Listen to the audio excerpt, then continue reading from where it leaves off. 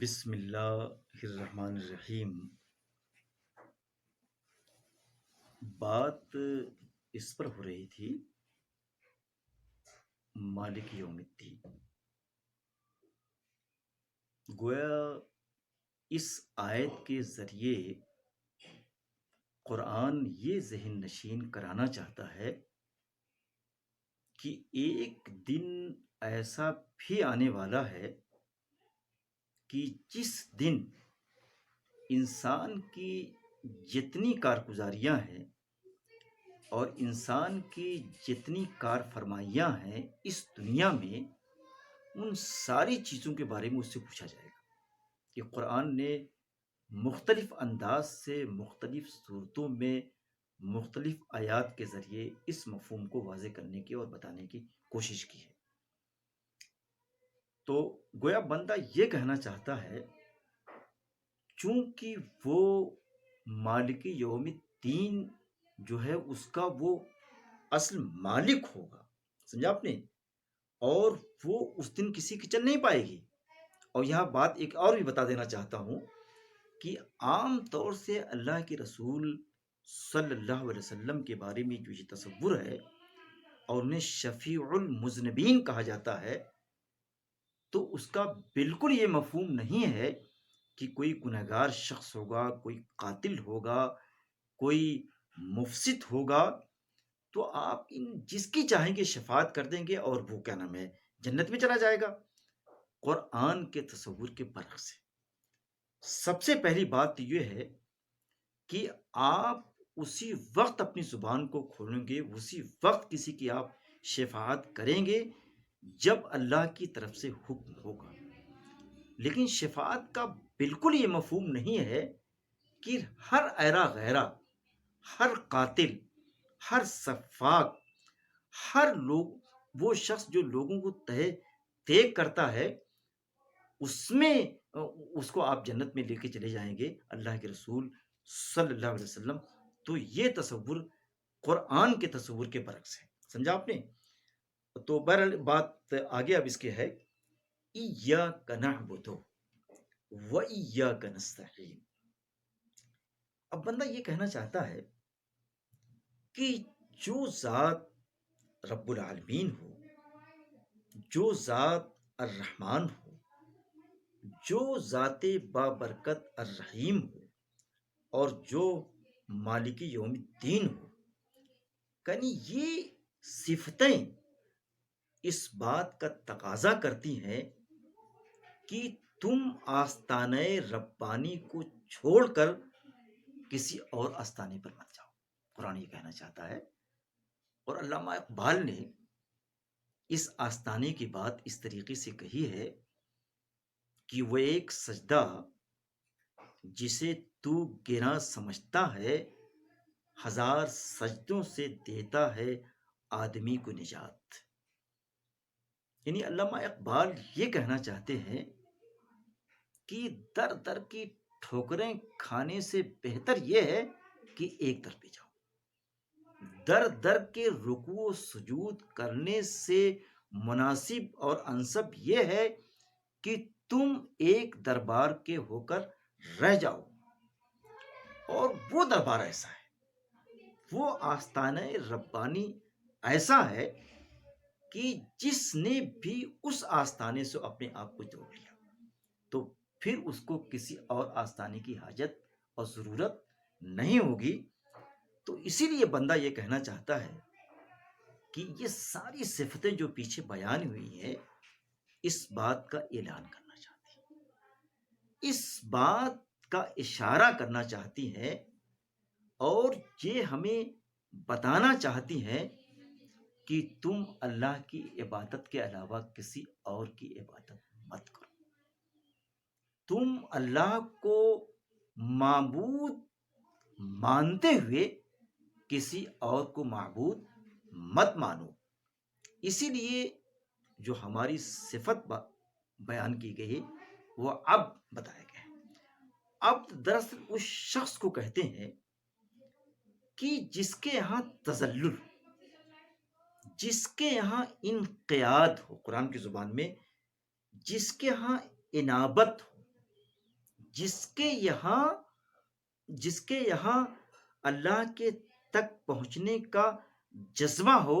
موج زن ہو دل کے اندر، تو کہتے ہیں کہ وہی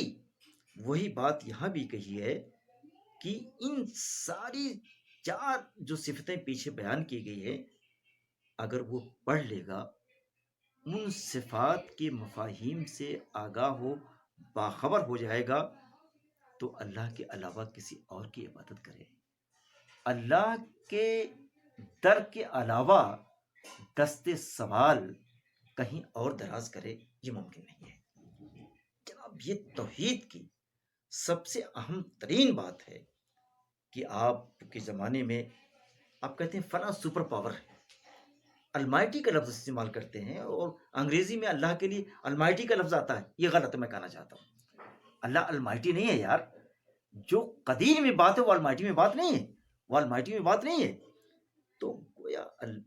یہ بندہ یہ کہنا چاہتا ہے کہ اس کو اللہ مان لینے کے بعد، اس کو معبود اقرار کرنے کے بعد، آپ پھر کسی اور کو معبود کہیں، یہ ممکن نہیں ہے۔ حدیث میں آتا ہے کہ مومن کا جو دل ہوتا ہے اس میں اللہ بھی ہو، غیر اللہ بھی ہو، یہ ممکن نہیں ہے۔ اس میں ایمان بھی ہو اور بے ایمان بھی ہو، تو یہ ممکن نہیں ہے۔ جو کلمہ طیبہ پڑھ لیتا ہے یا کلمہ توحید پڑھ لیتا ہے، تو اس کے دل میں صرف ایمان ہوتا ہے، اس کے دل میں صرف اللہ ہوتا ہے، اس کے دل میں صرف الرحمن ہوتا ہے، اس کے دل میں صرف الرحیم، رب العالمین اور مالک یوم الدین ہوتا ہے۔ پھر وہ کسی سے ڈرتا نہیں، کسی کے آگے جھکتا نہیں،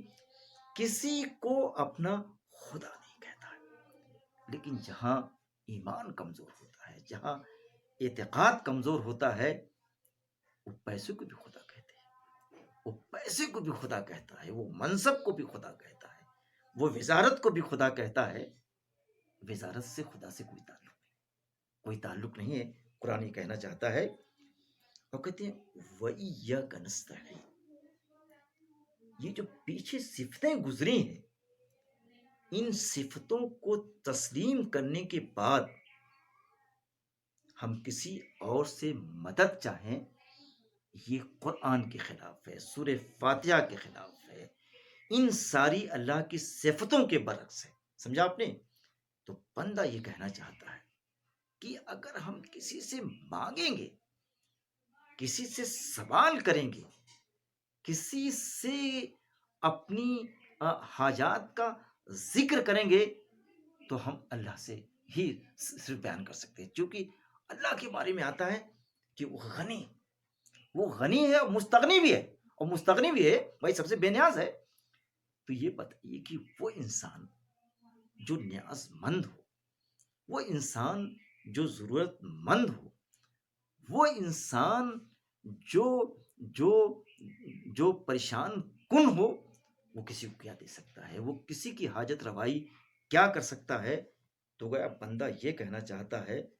کہ بس ہم تیری ہی عبادت کرتے ہیں اور تجھ سے ہی مانگتے ہیں۔ ہم کسی اور سے مانگے، ہم کہیں کسی اور سے اپنے کے سامنے اپنے مسائل کو بیان کریں، کہتے ہیں کہ یہ ایک مومن بندی کو قطعاً زیب نہیں دیتا۔ اور پھر آگے کہہ رہے ہیں اہدنا الصراط المستقیم۔ کہتے ہیں بندہ یہ کہنا چاہتا ہے کہ اے اللہ تعالیٰ، پیچھے جو صفتیں اسی سورہ میں بیان ہوئی ہیں ابتدا میں، وہ صفتیں ہم کو مجبور کرتی ہیں، ہم کو بتانا چاہتی ہیں کہ عبادت کے لائق تو ہی ہے، اور یہ بھی تاکید کرتی ہیں کہ دیکھو تم اللہ کے علاوہ کسی اور کے یہاں سوالی مت بننا۔ یہ سب ساری صفتیں کہتی ہیں، اور ان صفتوں پہ غور کرو تو یہ صفتیں یہ بھی بتاتی ہیں، یہ بھی وضاحت کرنا چاہتی ہیں کہ دیکھو اگر تم صراط مستقیم پر چلنا چاہتے ہو، صراط مستقیم کو اپنا ضابطۂ حیات بنانا چاہتے ہو تو اس کی ہدایت اسی سے مانگو کہ اے اللہ تعالیٰ مجھے تو صراط مستقیم پر چلا دے، صراط مستقیم پر تو مجھے گامزن کر دے۔ کبھی کبھی دنیاوی اغراض، دنیاوی خواہشات انسان کے راہ میں حائل ہو جاتی ہے، انسان ہٹنے کی کوشش کرتا ہے، صراط مستقیم سے کبھی کبھی نہ چاہتے ہوئے دور ہو جاتا ہے۔ تو ان سارے احوال میں، ان سارے ظروف میں اگر ہماری کوئی مدد کر سکتا ہے تو اللہ تعالیٰ کے یہاں، اللہ تعالیٰ کے علاوہ کوئی بھی نہیں ہے۔ حدیث میں آتا ہے کہ اللہ تعالیٰ نے، کہ اللہ کے رسول صلی اللہ علیہ وسلم نے بندوں سے پوچھا کہ صراط مستقیم ہے کیا؟ صراط مستقیم ہے کیا؟ تو سوالات طرح طرح، جوابات طرح طرح کے آئے، تو اللہ نے کے رسول نے پریکٹیکل طریقے سے بتایا، لائن ایک کھینچی، اسٹیٹ بالکل سے مستقیم اسٹیٹ، اور کہنے کہ جو سیدھا راستہ ہے نا یہ اللہ کیا چاہتا ہے، اور پھر پگڈنڈیاں نکالی، کہتی یہ جو پگڈنڈیاں ہیں نا یہ شیطان کے راستے ہیں۔ اسی لیے آپ نے قرآن میں دیکھا ہوگا کہ خطوات شیطان کہا گیا ہے، کہ شیطان کی ایک راہ نہیں ہے، مختلف راہیں ہیں، شیطان کی ایک تصویر نہیں ہے، مختلف تصویریں ہیں، خطوات اس کی متعدد چال بازیاں ہیں، مکاریاں ہیں۔ تو شیطان کی مکاریوں سے، چال بازیوں سے، عیاریوں سے اگر کوئی ہمیں بچا سکتا ہے تو وہی بچا سکتا ہے جس کی صفتیں شروع میں بتائی گئی ہیں۔ تو ہم اسی لیے اللہ سے دعا کرتے ہیں کہ ہم کو تو صراط مستقیم پر قائم رہنے کی قوت عطا فرما، بلکہ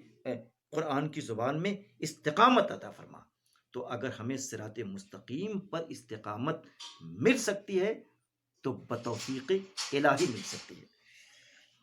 اب پھر قرآن کہنا چاہتا ہے، بس ختم کر دیتا ہوں، پلیز سٹ ڈاؤن۔ قرآن یہ کہنا چاہتا ہے کہ پھر اس راستے کی مزید وضاحت کی گئی کہ جو یہ صراط مستقیم ہے، دیکھیے قرآن میں جو تصریف آیات آیا ہوا ہے کہ ایک ہی بات کو مختلف شکلوں سے کہا گیا ہے، اور مختلف شکلوں سے قرآن اس لیے کہنا چاہتا ہے تاکہ وہ بات آپ کو سمجھا سکے، وہ آپ کے دل میں پوری طریقے سے اپنے مفاہیم کا القاء کر سکے۔ قرآن یہ کہنا چاہتا ہے، تو کہتے ہیں کہ صراط مستقیم ہے کیا؟ سب سے پہلے اس نے یہ کہا کہ یہ وہ صراط مستقیم ہے، اس صراط مستقیم پر تمہارے وہ بندے چلتے تھے جن پر تو نے اپنا انعام کیا تھا۔ ان منعم بندوں میں نبی آتے ہیں، رسول آتے ہیں، صحابہ کرام آتے ہیں، اولیاء آتے ہیں، یا آج کے عہد حاضر میں اللہ کے نیک بندے آتے ہیں۔ اگر میں یہ کہوں، اگر میری اس بات کو مبالغہ نہ سمجھا جائے کہ ارشد مدنی آتے ہیں، اس میں کسی طریقے کی کوئی بات نہیں، کہ ارشد مدنی صاحب نے جس طریقے سے امت کی رہنمائی کی ہے، جس طریقے سے امت کی پریشانیوں کے، امت کے مسائل کو سمجھا ہے، کیا وہ اولیاء ولی نہیں ہو سکتے ہیں؟ یہ ولی کی خاص شکل جو آپ اپنے ذہنوں میں لے کے بیٹھیں وہ غلط ہے۔ جو شخص بھی بندوں کی مدد کرتا ہے، مسلمانوں کی نہیں بلکہ سارے بندوں کی مدد کرتا ہے، اس کو پریشانیوں سے نکالتا ہے، یا لاک ڈاؤن میں اس کو کھانا کھلاتا ہے، بھائی لاک ڈاؤن میں اگر اس کو کھانا کھلاتا ہے، اس کو کپڑے پہناتا ہے، اس کے گھر جا کر راشن اسے دیتا ہے، تو منعم ہے بھائی، وہ منعم ہے۔ میں آپ سے بتاؤں، ہاں جناب، بلکہ میں تو ذرا اس سے آگے کی بات کرنا چاہتا ہوں کہ جسٹس جو کاٹجو ہیں، جسٹس کاٹجو جو فارمر ہمارے ہیں، میں سمجھتا ہوں کہ وہ بھی ایک اچھے اللہ کے اچھے بندے ہیں، وہ سچ باتیں کرتے ہیں، اور جو اس حالات حاضرہ کے جو مفسدین ہیں ان کی مفسدانہ چالوں کو کو بالکل سے واضح کرتے ہیں، تو میں سمجھتا ہوں وہ بھی ایک اللہ کے اچھے بندے ہیں، وہ بھی اللہ کے اچھے بندے ہیں۔ تو قرآن یہ کہتا چلتا ہے کہ جو اللہ کے نیک بندے ہیں وہ جن راستوں پہ چلتے ہیں، اگر ان راستوں کو آپ اپنائیں تو وہی راستے کیا ہے؟ وہی راستہ صراط مستقیم ہے۔ پھر وہ قرآن کہنا چاہتا ہے غیر المغضوب علیہم ولا الضالین۔ پھر دو باتیں اس نے کہہ دی کہ اور میں ان لوگوں کے راستوں پر نہیں چلنا چاہتا ہوں جن پر اللہ کا غضب ہوا ہے۔ یہاں عام طور سے عیسائیوں کو لیتے ہیں، سمجھا آپ نے، لیکن یہ جنرل ہے، بلکہ کیونکہ یہ کتاب قیامت تک کے لیے ہے، تو جو بھی اللہ کے مفسد بنتے ہیں، جو بھی اللہ کی ملت کو، جو بھی اللہ کے بندوں کو ستاتے ہیں، پھر اس ستانے کے حوالے سے ان پر عتاب آتا ہے، عذاب آتا ہے، تو سارے اس میں آئیں گے۔ تو آج بھی اگر کوئی بندوں کو ستانا چاہتا ہے، وہ کیمیکل ہتھیار کے ذریعہ بندوں کو مارنا چاہتا ہے، تو وہ اللہ کے مغضوب بندے ہیں بھائی، وہ اللہ کے مغضوب بندے ہیں۔ تو اسی طریقے سے ولضالین آیا ہوا ہے، اس سے عام طور سے مفسرین جو لیتے ہیں، اس سے نصارہ مراد ہیں، اس سے یہودی مراد ہیں، اور لیکن اسے بھی جنرلائز کیجیے، یہ اس کو محدود نہ کریں، کیونکہ یہ ابدی کتاب ہے، قیامت تک کے لیے ہے۔ لیکن اس تناظر میں یہ دیکھا جا سکتا ہے کہ جس طریقے سے اسرائیل نے ہمارے فلسطینی بھائیوں کا ناطقہ بند کر دیا ہے، ان کا پینا بند کر دیا ہے، ان کا کھانا بند کر دیا ہے، بیت المقدس میں ان کو ان کے رکوع سجود پر قدغن لگا دی ہے، تو ایک طریقے سے ایسے لوگوں کے راستوں پر بندہ یہ کہتا ہے کہ ہم چلنا نہیں چاہتے، اور ایسے لوگوں سے اگر کوئی ہم کو دور رکھ سکتا ہے تو صرف وہ توفیق الہی ہے، وہ اللہ کی ذات ہے۔ گویا صراط مستقیم کو اگر آپ کہنا چاہیں کہ ایک سیدھا سادہ ایک اسٹیٹ راستہ کیا ہے، تو پچھلی یہاں جو وضاحت کی گئی ہے دو تین طریقوں سے، تین طریقوں سے، بلکہ یہ تینوں طریقے آپ کے سامنے اگر ہوں تو صراط مستقیم کو پوری طریقے سے سمجھ سکتے ہیں، خطوات شیطان کو پوری طریقے سے سمجھ سکتے ہیں۔ تو گویا اس پوری جو سورہ میں قرآن جو بتانا چاہتا ہے، میں نے شروع میں یہ بات کہی تھی کہ پورے قرآن کو اس میں سمپ کیا گیا ہے، پورے قرآن کا سورہ فاتحہ جسٹ ہے۔ تو پورے قرآن میں دیکھیے سب سے پہلے جو بات کہی گئی ہے وہ وحدانیت کی بات کہی ہے، تو الحمدللہ رب العالمین، دیکھیے اس میں وحدانیت کی بات کہی گئی ہے۔ اسی طریقے سے دوسرا جو سب سے بڑا نقطہ ہے قرآن کا، رسالت کی بات کہی گئی ہے، تو اس میں بھی رسالت کی بات کہی گئی، پھر آخرت کی بات کہی گئی، تو تینوں باتیں اس میں کہی گئی ہیں، اور انہی تینوں باتوں پر پورے قرآن کا احتوا ہے، اشتمال ہے، مبنی ہے پورا قرآن،